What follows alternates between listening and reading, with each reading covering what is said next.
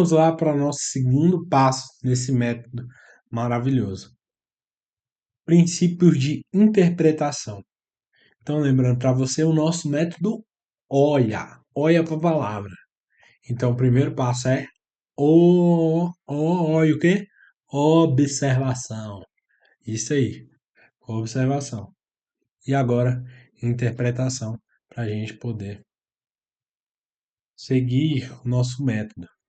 Então, o que é interpretação?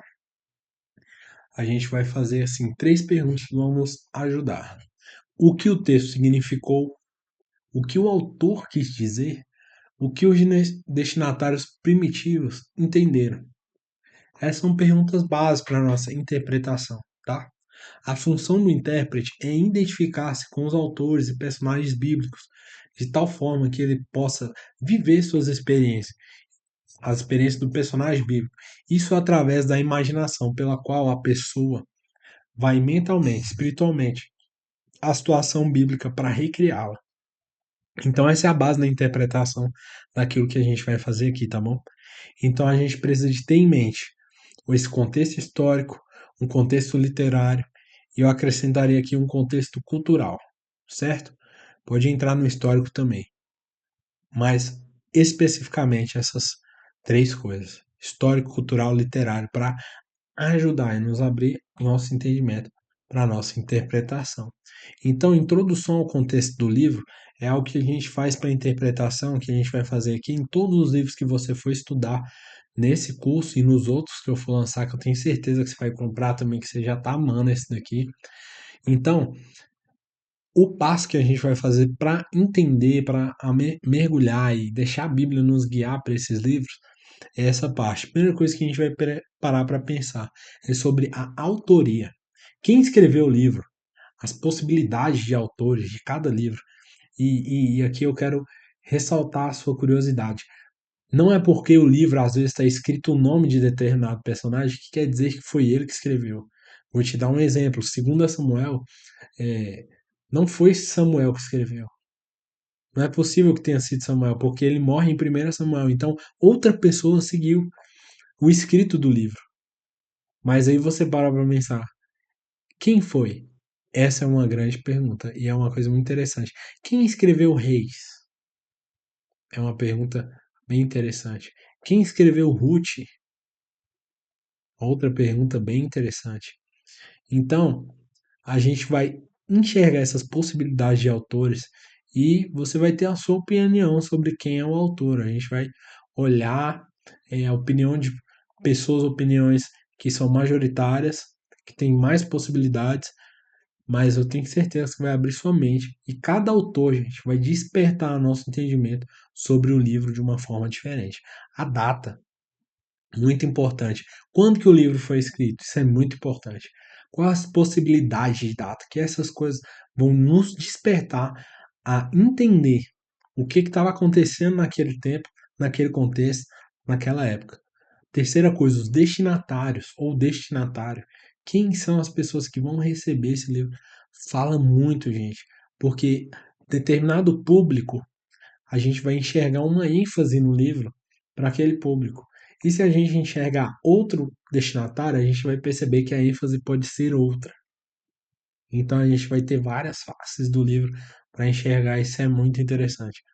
Então, o quarto aí, qual o transfundo histórico do livro, da igreja, dos personagens, quem era essa pessoa, né?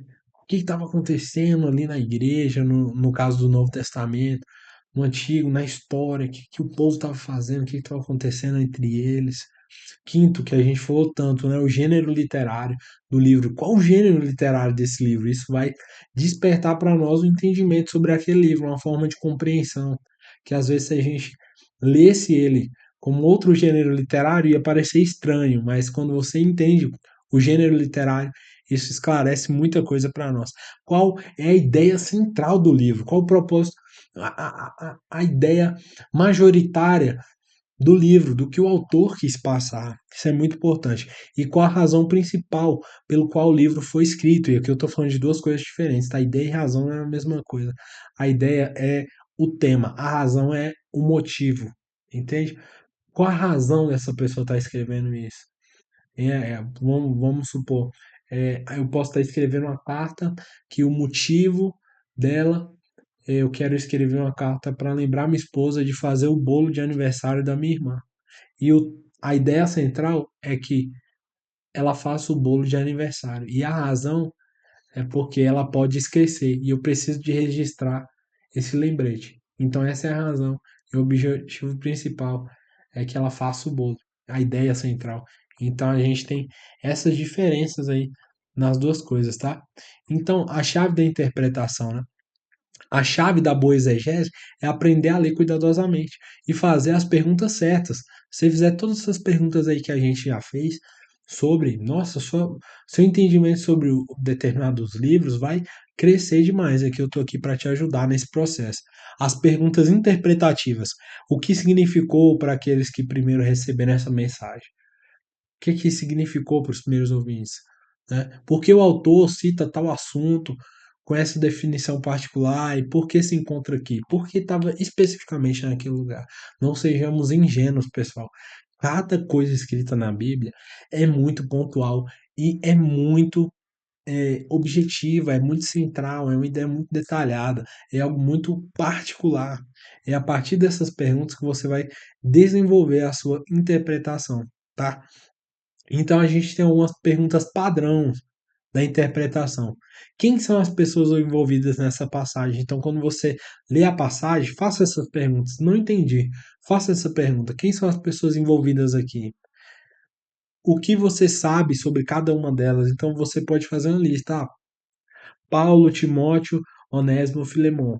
Quem é Paulo? Escreva tudo que você sabe sobre ele. Quem é Filemon? Escreva tudo que você sabe sobre ele. Timóteo, tudo. Onésimo, tudo. Em que contexto as coisas aconteceram? Veja o todo. O que que você conseguiu compreender? Ah, eu tô percebendo que aqui parece que é assim, assim, assim, assim, assim, assim, assim. Aí a gente vai para um contexto histórico que vai clarear mais para nós. Às vezes coisas que a história pode nos responder, a arqueologia pode nos responder. Terceiro, qual vai ser a intenção do autor ao colocar essa passagem no livro? Qual foi a intenção dele? Qual a importância dessa passagem? Isso vai nos despertar para a compreensão do livro e abrir nossa mente para percepção muito maior e mais clara daquele texto. Então, interpretação é o que significou para os primeiros ouvintes. E esse é o método olha para a palavra. Observar é o que o texto diz. Interpretar o que significou para os primeiros ouvintes. E agora a gente vai para o nosso terceiro ponto, que é a aplicação.